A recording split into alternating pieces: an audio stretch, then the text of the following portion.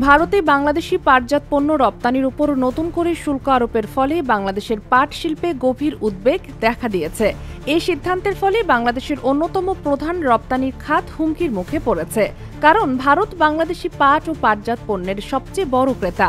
ভারত সরকার সম্প্রতি বাংলাদেশের পাট পণ্যের উপর প্রতি টনে $143 থেকে $350 পর্যন্ত শুল্ক আরোপ করেছে।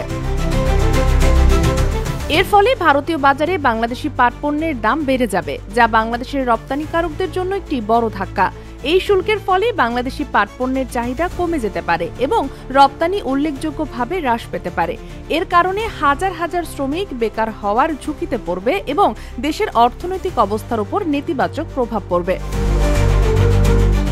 এমন একটি পরিস্থিতিতে দেশের অর্থনৈতিক অবস্থা, বিশেষ করে বৈদেশিক মুদ্রার রিজার্ভ নিয়ে নতুন করে উদ্বেগ তৈরি হয়েছে। এমনিতেই বাংলাদেশের অর্থনীতি বেশ কিছু চ্যালেঞ্জের মধ্যে দিয়ে যাচ্ছে, যার মধ্যে রয়েছে উচ্চ মূল্যস্ফীতি এবং ডলারের সংকট। পাট রপ্তানি কমে গেলে তা বৈদেশিক মুদ্রা আয়ের উপর সরাসরি প্রভাব ফেলবে, যা দেশের রিজার্ভকে আরও চাপের মুখে ফেলবে। অর্থনীতিবিদদের মতে, সরকার যদি দ্রুত এই সমস্যার সমাধানে কূটনৈতিক পদক্ষেপ না নেয়, তাহলে পরিস্থিতি আরও জটিল হতে পারে।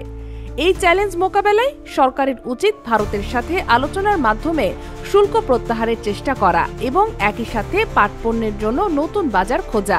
এছাড়াও দেশের অর্থনৈতিক স্থিতিশীলতা বজায় রাখতে রপ্তানি বহুমুখীকরণের উপর জোর দেওয়া এখন সময়ের দাবি।